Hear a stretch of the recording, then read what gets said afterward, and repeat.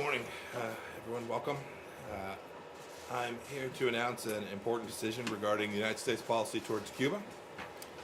In 1996, Congress passed the Cuban Liberty and Democratic Solidarity Act, also known as Libertad.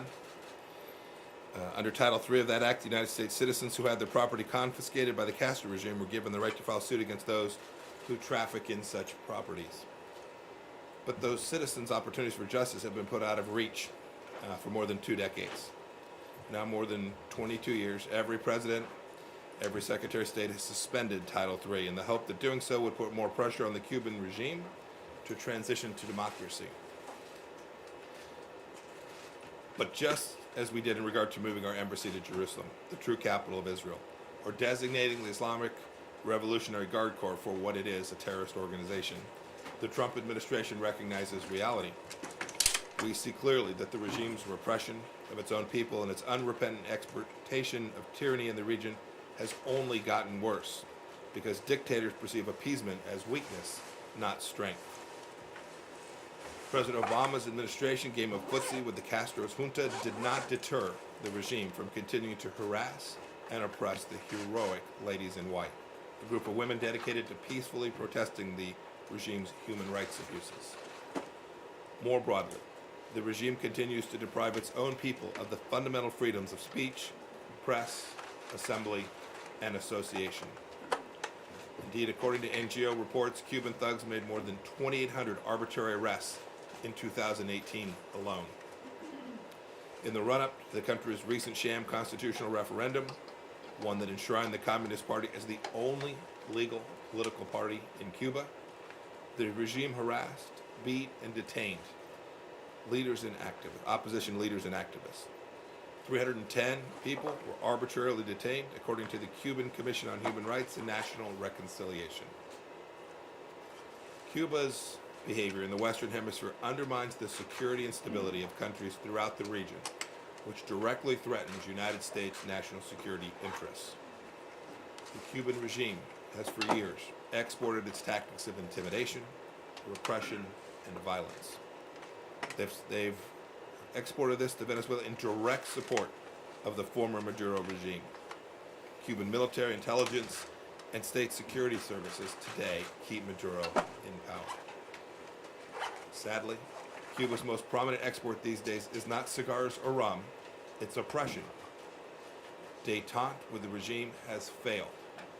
Cozying up to Cuban dictators will always be a black mark on this great nation's long record of defending human rights. For these reasons, I'm announcing that the Trump administration will no longer suspend Title III. Effective May 2nd, the right to bring an action under Title III of the Libertad Act will be implemented in full. I have already informed Congress of my decision.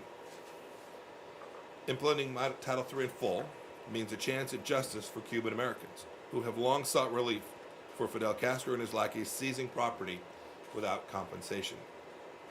For the first time, claimants were able to bring lawsuits against persons trafficking in property that was confiscated by the Cuban regime. Any person or company doing business in Cuba should heed this announcement. In addition to being newly vulnerable to lawsuits, they could be abetting the Cuban regime's abuses of its own people. Those doing business in Cuba should fully investigate whether they are connected to property stolen in service of a failed communist experiment. I encourage our friends and allies alike to likewise follow our lead and stand with the Cuban people. As I said throughout my trip to South America this last week, the Trump administration is committed to helping grow the wave of democracy, good governance, and openness, which is steadily building throughout the entire Western Hemisphere.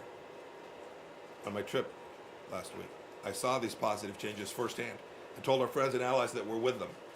We're on the side of what's right and what is just. Today, we are holding the Cuban government accountable for seizing American assets. We're helping those whom the regime has robbed get compensation for their rightful property. And we're advancing human rights and democracy on behalf of the Cuban people. Now we'll turn it over to Western Hemisphere Assistant Secretary Kim Breyer to take some of your questions this morning. Thank you all.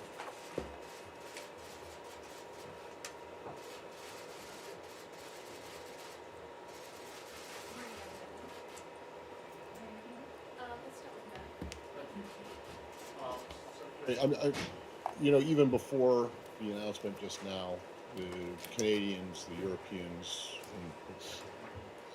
have come out against this and vowed to protect their companies, European Canadian companies that could be sued with this decision. And I'm just wondering how much of a concern that is for the administration, and whether there will be any exemptions at all. As you know, it's not just Europe and Canada that have companies there. There's some significant Israeli investment in Cuba. So I'm just wondering, how you're going to respond to their unhappiness, to put it mildly. Thank you. Thank you. Thanks for the question. Good morning, everybody. I think the first thing to highlight is that obviously we've been in very deep and close contact with our allies in Europe and Canada and around the world as we consulted on this decision over the past several months, as the Secretary had been shortening the period of suspension with his previous decisions. I think it's clear if you look in the macro sense, we have broad agreement with our allies in Europe and Canada and around the world on the policy objective, which is to promote democracy in Cuba and to free the Cuban people from the tyranny that they live under. We are in broad agreement on this. Where we sometimes disagree is on the best way to achieve that. And I think, at the end of the day, you'll need to speak to the European Union and to our allies as to what response they will have. But I would like to emphasize that European companies that are operating in Cuba will have nothing to worry about if they are not operating on property that was stolen from Americans post-revolution. So I think the vast number of European companies will not have any concerns operating in Cuba.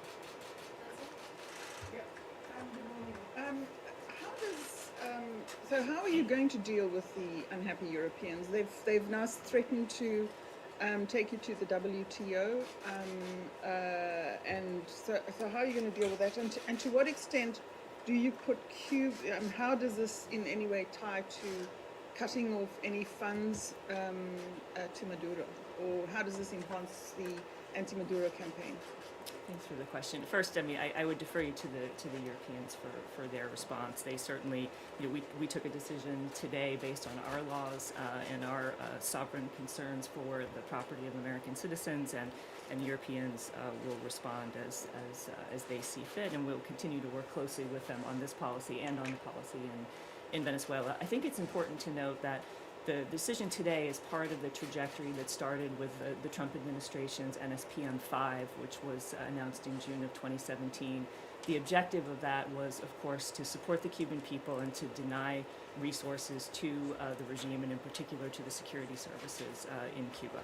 So this is part of a trajectory. We have since published the Cuba restricted list. We have since amended the restricted list several times, and this is part of the trajectory of the administration trying to ensure that we support the people of Cuba and not the regime of Cuba. And going forward, I would say the decision, the Secretary's decision was about the actions of the Cuban regime. Certainly the actions of the Cuban regime in Venezuela are part of the context of the moment in which we are living. And we are very clear, and I think our allies, and this is something very important, the Lima Group, which is a group of 12 countries in the Western Hemisphere, for the very first time this week announced its concern over Cuba's role in Caracas and made public its concern and called on the Cuban regime to support the transition in Caracas. So I think it's a very important moment in our relations in the hemisphere as well. Thank you. How much further is the administration considering going on its Cuba policy, whether there's deliberations about the terrorism list, or is this a trajectory that you see continuing? I think it's a great question. I do put it in context of we've been over the past 2 years building off of NSPM 5 and looking at the various tools that we have to implement the president's vision for how we would conduct this policy. I think you're going to be seeing quite a bit more from us, and that this is the beginning of a new process on this that recognizes the reality on the ground in Cuba, which is in the past 20 plus years, the underlying reality in Cuba has not changed for the average Cuban. Jerry, can you talk, just to follow up on Matt's question on the issue of exemptions, are there any exemptions under the decision announced today, specifically with any U.S. company that is doing business in Cuba? There will not be any exemptions. Sure. How much property are we talking about in terms of value, money and number of properties. Flip two. So this is actually one of these questions where I can tell you what I know, and then what I don't know is actually a larger. What we understand, the Foreign Claims Settlement Commission has, it's an independent agency within the Department of Justice, has certified nearly 6,000 claims for property confiscated in Cuba with a total value of approximately $2 billion with interest. We believe that value is somewhere in the $8 billion range. The most recent estimate we have from 1996, at the time that the law was enacted, that there could be up to 200,000 uncertified claims that were not certified by the Foreign Claims Settlement Commission, and that value could very easily be in the tens of billions of dollars. But it will depend on, of course, whether claimants decide to pursue legal cases or not. What was the 8 billion? The $8 billion is from- with interest. So 2 billion of the actual property, or what it was At worth the time when it was taken, when it was confiscated. and then with interest that amounts to 8 billion. So the total then would be 8 billion. $8 billion of certified claims.